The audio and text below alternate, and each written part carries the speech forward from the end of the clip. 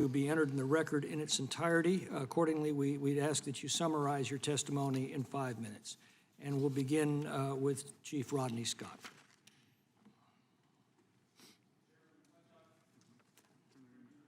You want to turn your mic on? Oh, sorry, looked like it was on, I apologize.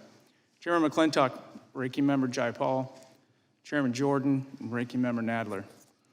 Thank you, and members of the committee, thank you for having me here today.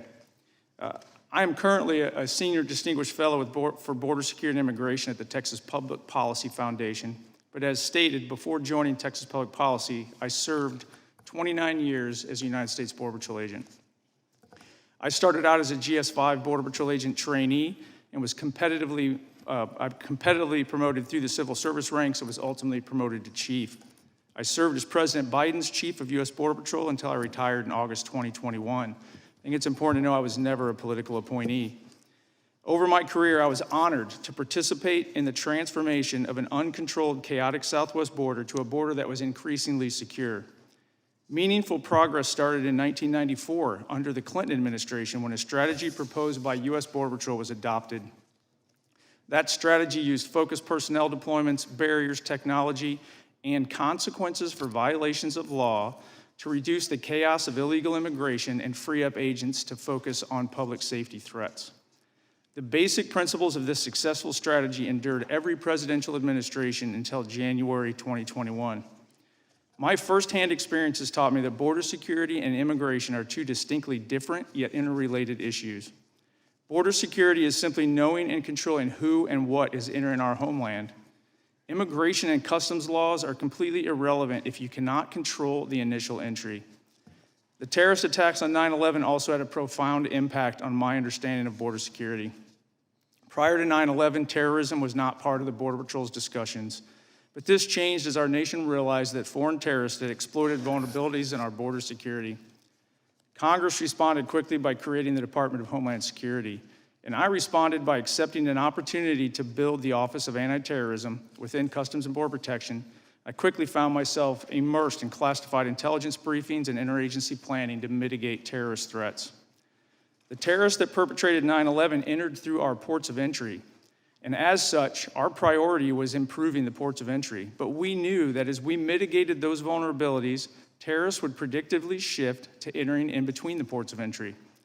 We also had reason to believe that the terrorist organizations would increasingly seek operatives that were unknown to U.S. intelligence, so we could not rely solely on records checks. We would need skilled interviewers. The Border Patrol strategy evolved with an increased focus on situational awareness through intelligence and physical surveillance.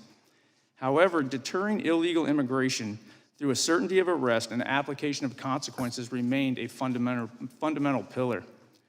When I was selected as chief, the capabilities of the Border Patrol to detect and interdict illegal entries was better than ever, and it was rapidly improving.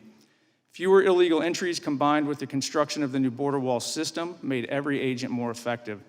This equated to additional time that agents were spending on interviews to identify somebody positively, as well as their intent, and to glean intelligence on criminal networks that was used to improve investigations and operations.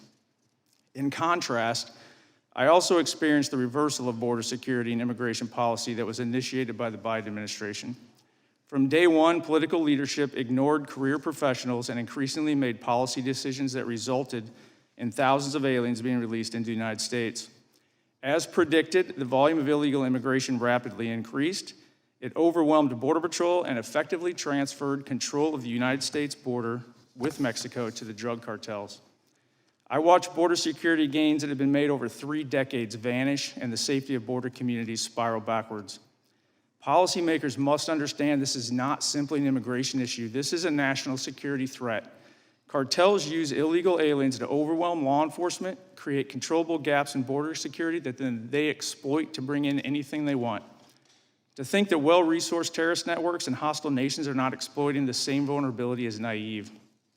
Prioritizing immigration processing over enforcement also means that the agents are spread so thin when they are deployed that even when they detect an illegal entry, they are not always able to interdict it. These events are reported by the Border Patrol as known gotaways. But it's also important to know that this does not encompass the total gotaways. The hundreds of miles of border that are left unpatrolled on a daily or weekly basis now and that lack persistent surveillance, we have no idea what has crossed through those areas. In my professional assessment, the U.S. Border Patrol has lost our ability to know who and what is entering our homeland. And please remember, the border is simply a transit location, it is not a destination. These people and these things are going to every city, town, and state across this nation. I look forward to your questions. Thank you. Next, we'll hear from Mr. Mark Hetfield.